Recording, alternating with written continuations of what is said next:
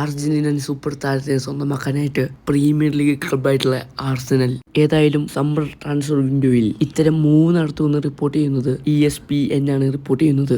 ഏതായാലും മറ്റാരെക്കുറിച്ചുമല്ല പറയുന്നത്, ജൂലിയൻ അൽവാരസിന്റെ കാര്യമാണ് പറയുന്നത്. ഏതായാലും ജൂലിയൻ അൽവാരസ് നേരത്തെ ഇംഗ്ലീഷ് പ്രീമിയർ ലീഗിൽ മാഞ്ചസ്റ്റർ സിറ്റിക്ക് കളിച്ച് നല്ല പരിചയസമ്പത്തുള്ള ഒരു താരമാണ്. എന്തായാലും ഇപ്പോൾ ആർസനലിലേക്ക് എത്തിക്കുകയാണെങ്കിൽ ടീം ഒന്നും കൂടെ മികച്ചതാവുമെന്നാണ് അവർ കണക്കാക്കുന്നത്. എന്തായാലും അത്ലറ്റിക്കോ മാഡ്രിഡിൽ താരം അത്ര സന്തോഷവാനല്ല എന്ന് നമുക്കറിയാലോ.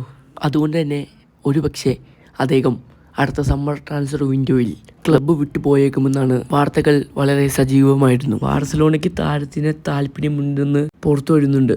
എന്നാലും ഒരു 100 മില്യൺ യൂറോയെങ്കിലും വേണ്ട വരുന്ന ട്രാൻസ്ഫർ ആയിരിക്കും അത്. അത്രയും വലിയ ട്രാൻസ്ഫർ തുക ഇപ്പോഴത്തെ ബാർസയുടെ സാമ്പത്തിക പ്രതിസന്ധി വെച്ച് ഇപ്പോഴത്തെ സിറ്റുവേഷനിൽ ബാർസലോണ ആ ട്രാൻസ്ഫർ മുന്നോട്ടേക്ക് കൊണ്ടുപോകുന്നുള്ള സംശയമാണ് എല്ലാവർക്കും ഉള്ളത്. അതുകൊണ്ട് തന്നെ ആർസനൽ എന്ന ഓപ്ഷൻ കുറച്ചും കൂടെ സാധ്യമാവും. എന്തായാലും ഈ കാര്യം ഇപ്പോൾ കൃത്യമായി ESPN റിപ്പോർട്ട് ചെയ്യുന്നു.